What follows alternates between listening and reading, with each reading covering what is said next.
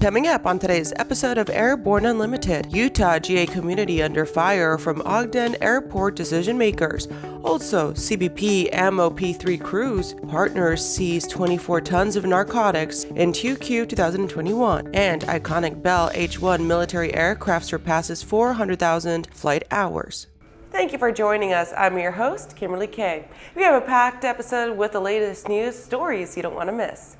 There is another fight brewing over a GA airport, this time in Utah. The Ogden Regional Airport Association was brought back to life to start a series of legal and class action efforts against Ogden Airport and City officials that seem intent on changing rules and jacking up rates with great frequency and severity. A lawsuit has been filed.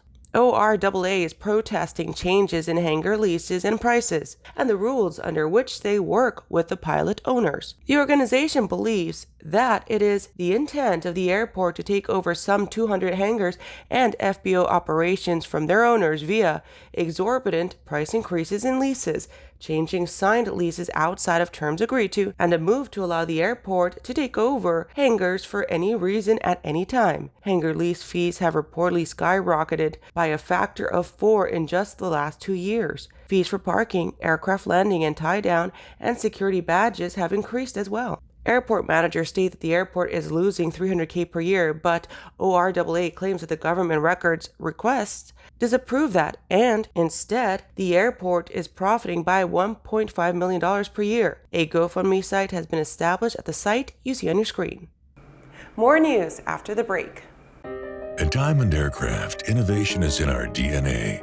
Whether you're taking to the skies for training or business travel, every aircraft in Diamond's lineup features innovative technology, an industry-leading safety record, superior performance and efficiency, and a comfortable flying experience. No other company has pioneered as many aviation firsts, achieved more milestones, or received the same amount of industry praise as Diamond. Discover why Diamond Aircraft is one of the most trusted manufacturers in aviation at diamondaircraft.com. Aviation Safety Resources is disrupting the market for aircraft emergency parachute recovery systems. ASR systems are smaller, lighter weight, and offer longer repack cycles than similar products available in the current market. ASR has a recovery system available for every type of aircraft: sport, experimental, light sport, general aviation, urban air mobility, vertical takeoff and landing, electric propulsion, and unmanned aerial systems. Find the right product for your aircraft at aviationsafetyresources.com.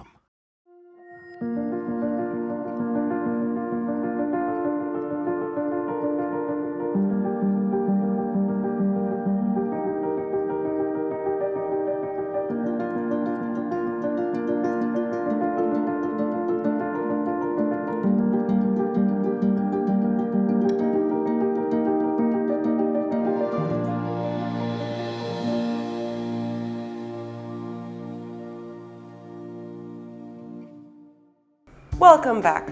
With so much news coming out of the aviation industry, we're going to be summarizing some other interesting stories in a brief segment we call Around the Patch. The FAA issued an emergency order to revoke the ability of Universal Flight Services to charge passengers for flights. The FAA also revoked the pilot certificate of the owner of Universal Flight Services for allegedly conducting illegal charter flights. Universal Flight Services, a Sarasota-based Florida company, allegedly conducted 26 passenger-carrying flights without the required FAA certificate between October 22, 2015 and February 17, 2019. The flights occurred between the following airports: Sarasota-Bradenton International Airport, Key West International Airport, Florida Keys Marathon International Airport, and Whitman Field.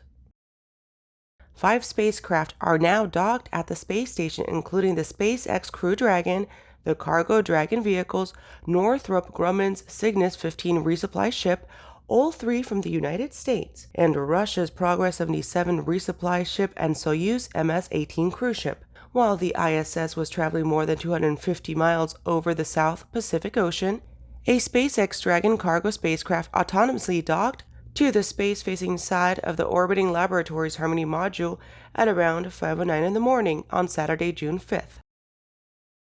International rotorcraft safety organizations, regional safety teams, and other global safety stakeholders are pleased to announce the establishment of the Vertical Aviation Safety Team, in cooperation and collaboration with the worldwide vertical flight community. VAST aims to achieve a vision of zero fatal accidents, providing safety above all.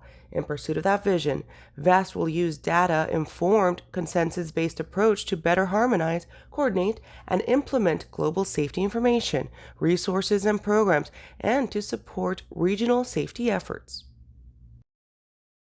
The Aero-News networks, in an exciting 12-year-long partnership with the Aircraft Electronics Association, is pleased to announce the schedule for this year's programming initiatives and programs for the upcoming 2021 AEA Convention and Trade Show. Primary live coverage starts on Tuesday, June 22nd with the webcasting of AEA's pivotal new product introduction, in which nearly 40 avionics innovators will reveal new products. Show coverage commences at 8:30 Central Time and concludes at noon Central Time at the site you see on your screen. Wednesday coverage starts at 1300 hours Central Time and Thursday at noon Central Time. Well, that does it for today's trip around the patch. Now let's return to the rest of the news.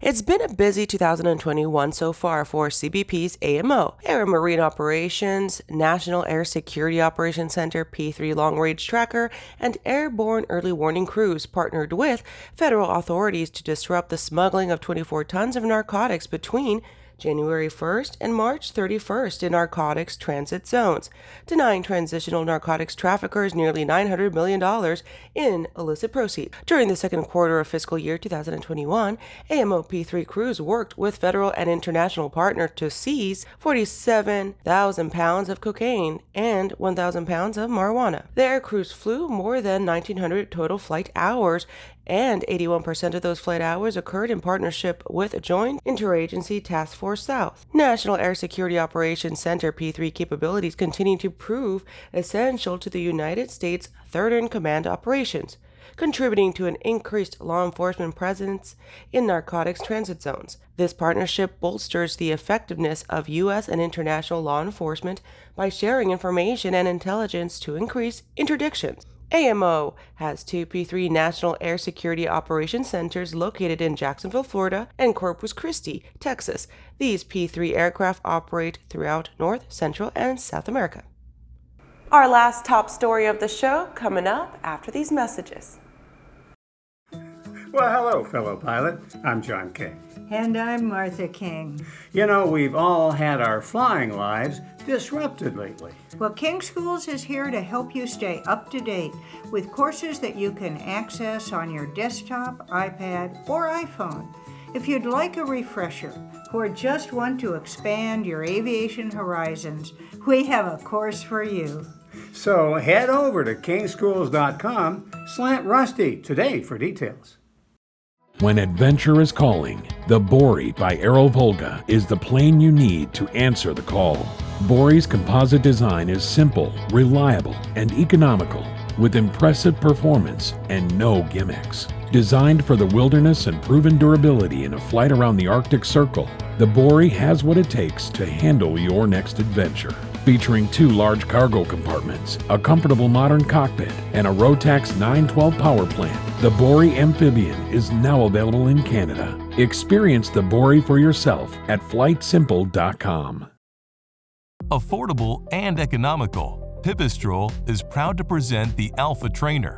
Offering excellent fuel efficiency and a durable composite design, the Alpha Trainer can be operated from virtually anywhere. Whether you're a first-time aircraft owner, assembling a fleet, or running a flight school, the Light Sport Alpha Trainer from Pipistrel is a dynamic option. Learn more about what the Pipistrel Alpha Trainer can do for you at pipistrel-usa.com. Welcome back. This is our last top story of the show. The H-1 mixed fleet of AH-1Z Viper and UH-1Y Venom attack and utility helicopters have accumulated more than 400,000 joint flight hours, designed by Bell as the dedicated military helicopters for the United States Marine Corps. The Viper and Venom have deployed around the world across a full spectrum of military operations since 2010. Reaching the 400,000-hour milestone represents the collective efforts of the men and women dedicated to upholding the H-1's legacy of success. success, said Mike DeSlate, Bell H-1 Vice President and Program Director. The USMC program of record is for 349 H-1 aircraft split between the AH-1Z Viper and UH-1Y Venom, with production continuing through 2022 for the USMC and then beyond that for foreign military partners. The aircraft are expected to be in service for USMC through the 2040s, and Bell supports operations with continuous upgrades to maintain reliability, survivability, and lethality on an evolving battlefield. Together, the H-1 aircraft share a unique differentiator in military aviation. The platform possesses 85% commonality of major systems and parts, enabling the USMC to quickly share critical components and reduce the logistical footprint and training required to operate the aircraft in austere environments. Well, that does it for our show today. I'm your host, Kimberly Kay. You can catch episodes of Airborne on Roku and Fire TV. Just search for Aero-News or Airborne in the directory. And don't forget to follow us on social media, and feel free to comment with story ideas or just to say hi. Have a great day. We'll see you next time.